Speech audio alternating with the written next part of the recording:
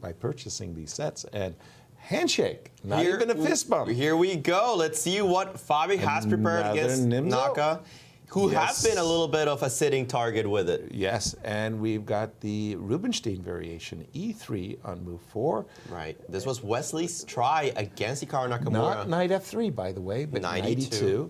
A slightly different approach. Exactly. CD. Now, Hikaru has been saying, I don't mind playing the isolated queen pawn. But this time I think he will. He's actually giving the isolated queen pawn to Fabi. Exactly. A2, A3, bishop E7. All it's well a very standard tabia position. Right. Bishop usually retreats to D6 or E7, and there we go. Okay. I think E7 was more popular, though. And Queen C2 is on top. You could take on D5 and stabilize the position, both sides having an isolated pawn, but I don't see that happening. Right. And again, I just feel that I'm not going to really say this is a make or break game for Fabi, but somebody's going to need to stop the Naka train from leaving the station, and now would be a very good time I would say play it's a an all or make or break game. I think if he wants to win this tournament, he must win today. Exactly. And Queen C2, tickling either H6 or G6 or something. He did not play that. He played Rook E1, normal developing. Very common, absolutely. And now the thing is, what do you do with black? Because the desirable move B6 just does not work. Right. You can take on D5, and it's not about giving an isolated pawn. The move Queen C2 will come with a double tickle. Exactly. Here, it's funny. I've always liked to give my opponent hanging pawns as well as isolated pawns. Knight takes C3, B takes C3. It does help black, does help white with the isolated pawn, but knight C3, B3, B6 is easier now for me to get in this desirable move B7, B6, Rook E8, keeping everything flexible. Okay, now this is a big time move because I see Queen D3, Queen H3. It's not very subtle, but Queen D3 will come in the diagonal. We can make that arrow to show what's going to happen. And Queen H4, it's actually Hikaru who's going to turn aggressive on the king side first. Sometimes this queen ends up a little bit misplaced on the king side, but it does an important job offensively putting pressure on the king side, but defensively as well. As long as the queen is on H5, it's very hard to put a real attack on the H7 square. G2, G3, how you like them apples? I'm not thrilled actually about G3. No. Don't have to play that. Exactly. Right? Right? Yeah, no, not a big fan. I still think you have to go Queen D3 though. Exchanging queens is not a good idea when you have the isolated pawn. You have a structural weakness. You want to be as active as possible. I'm still kind of betting on Queen D3 here. Queen D3, again, makes a lot of sense with this battery. One of the things is that you don't want to trade queens. Queen G6, and I guess knight E4 would make the most sense. And he's playing knight E4 immediately, not even waiting for the potential Queen G6. Knight E4, the bishop, of course, drop retreats. back. Yeah, that's clear. It's an easy one. And knight 2 C3, this one. Okay, offering a trade of queens. So I don't think it's an offer. I think it's a you have to trade the queens. Well, I want to say a grateful offer. I'll accept the offer because that queen sally, Queen H4, indeed was aimed at Tigran Petrosian was making a defensive combination before you realized you had a chance to attack. And that queen trade took a lot of the energy, the attacking energy that white has out of the position. So I got to feel like, hey, if I'm black here, I've equalized. Yeah, for sure. And Rook D8 is played. Black can even take the tempi out to actually defend the knight on D5. You can recapture with the rook now and keep that strategical pressure over the pawn on D4. Bishop G5 played, pretty standard a move. It's not so comfortable to defend the rook because you don't want to play F6, but you do want to trade pieces and the move Bishop E7 on the board. Exactly. Again, when you're playing against the isolated queen pawn, essentially you want to get to a major piece ending. So any trades of minor pieces tend to help the player who is playing against the isolated queen pawn. Now a big moment, actually. Knight takes d5. Hikaru has the option exactly. of taking with the pawn, making the position symmetrical. There would be this little detail that you could argue the light squared bishop is better for white because it attacks the pawn. On d5? But that is splitting hairs. Exactly, especially with a pawn on g3. E takes d5, the bishop will get to develop to g4 with a gain of tempo, thanks to that whole queen h4 sally. But then again, rook takes d5, bishop takes e7, and bishop b3. Maybe white gets to play the move d5, liquidating? Is he in time? But No, I think that if maybe that's not. even if that's the case, if all you get is liquidation, I think Hikaru happily goes for it. And what did Hikaru do? He did with the pawn. Bishop takes e7, already on the board. Knight takes, knight c3, bishop e6. Not I don't think bishop there's g4. I don't think there's a real problem here for Hikaru. I'd rather take white. Yes. But it's pretty minimal. Well, as you said, splitting hairs because rook c8, king is approaching, and the king will set up office on d6, controlling and protecting this d5 pawn.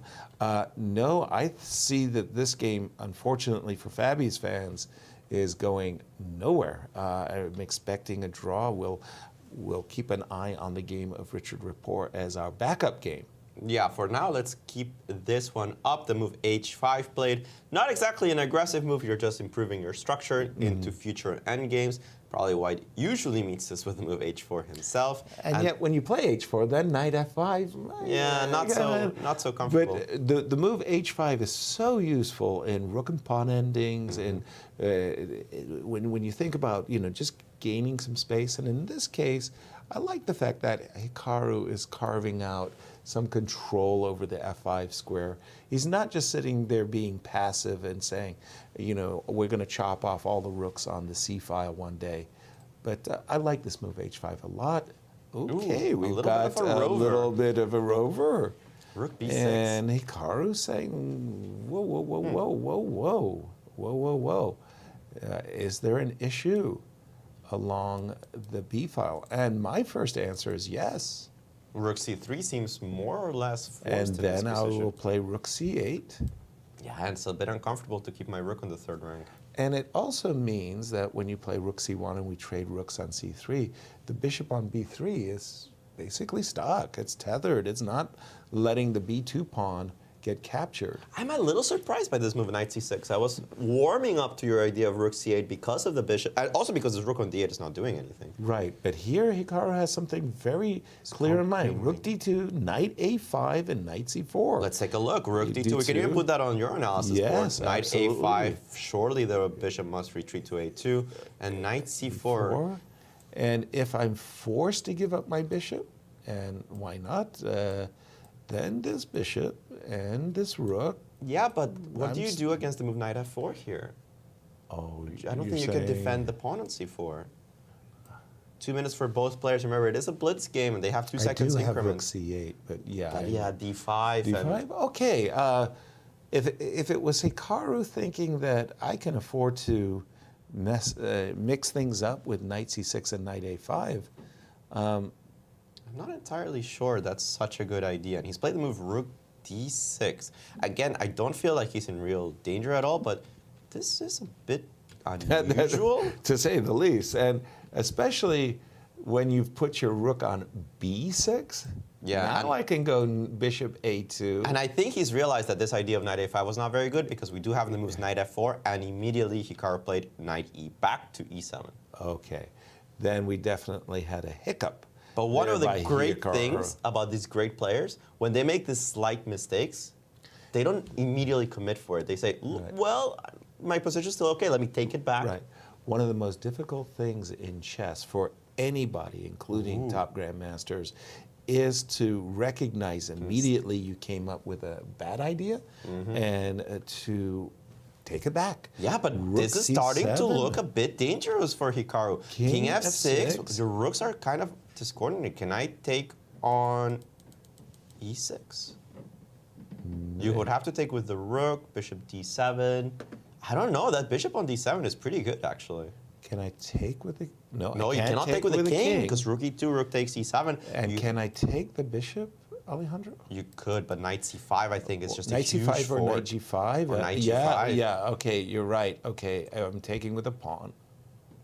I'm taking with a pawn. Now you're going to go bishop e8? Or with this I might even still go bishop d7 and say you don't have that many moves. Okay, I understand. I'm not going to leave this pawn. No pawn left behind. But he played bishop e8 actually immediately, even before capturing on e6, saying this guy who gets I want to kick this bishop. This bishop needs to go. Okay, I think well, rook d8 is first, and rook d8 played.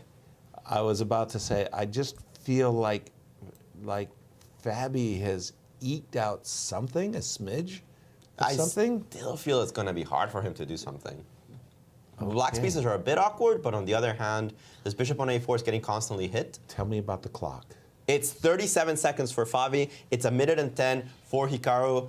Fabi, no interest in any kind of repetitions, hides the bishop back on a2. I actually liked it on the diagonal it was, but he was unable to make any real progress. Rook c5, certainly, I think there's no doubt that Fabi is the one putting some pressure, but is it enough? Unlikely, at the right? moment, yeah. Somehow I'm looking for, I want my pieces on better squares. So is e5 a better square for my knight? Is c5 a better square for my knight? Rook dc2 being played. Do you The rook on d2 is not that great. Do you capture this rook on c5 and allow d takes c5? I'm thinking Probably knight not. f5. Knight f5 blunders the d5 pawn. What? It would have blundered the pawn on d5. I didn't. Isn't d4 hit? No, it didn't work. Well, we'll take a look at it later. No. The player, it's hot and and furious going on right now. We should know that Lanier Dominguez and Peter Svidler ended in a draw. Okay. Peter Svidler starting. And the with a knight there victory. going to f5, saying I'm posted up pretty nicely, forcing this defensive move knight e2. I did think that playing b6 was a concession because the c6 square is weak, not only for the rook, but sometimes for the bishop. And there we go. Bishop on a6, bishop on b5. Definitely advantage white. Especially now with this bishop kind of eyeballing this a6 square. And Hikaru didn't like that. He wants to be able to meet the move bishop a6 with rook a7. Mission accomplished. This bishop has danced. I mean, it really has, right? It's been all over the map. Ooh, I expected the rook to land on c7 whenever the rook moved away from I don't think b7. you trade rooks. I think you go rook b3. I think that was a big miss. No, that a was huge miss, in fact. Yeah, this looks pretty equal. Not equal, not completely equal, but still there some was certainly work. more pressure with the rook, right? Well, Yeah. knight g8. Well, king e7, knight f6. I wanted to say that black's king is ideal on d6. Yeah. Knight e7. What? What? After Knight g4, now E7. there's a bit of pressure here. h5 is always going to be knight h5. Knight check. Wait, what's going on? Whoa, knight check, bishop c2 check. No. None of that. What was knight h5 check? Wasn't that at least a little bit awkward for Definitely black? more awkward than this is. This looks completely fine for black. Well, especially when I'm looking at the move f7, f5. And there it is, f5, liquidating the position. Nothing to discuss anymore. No. Everything just got vacuumed off the board. Yeah, bishop c2 might even be played. You could repeat if you wanted to, but king f6, playing for a win. I'm not really sure why, but playing for a win here is Hikaru. I don't Takes? quite Why? understand that. Knight takes d5 check. No. Nope. That was a very strange decision, I must say, to play for a win there. Remember, there is no draw offer, so even if the players wanted to make a draw, they're going to have to find one. That's right. Repetition or a total mass liquidation. The knight coming to c3? Whoa, the knight on d6. whoa. Wait, does this work? Take I on was d5? going to say, Still has draw. Hikaru given white? No. Nah, there's not enough Nothing. pawns. There's not Yeah. enough pawns in the position. This is the last game remaining. We're being And told a Wesley did draw win his game, who's currently watching the Is position. inevitable. Yeah, there's Knight everything's D3. hanging. Yeah. Meanwhile, a huge result there for Hikaru. Rapport.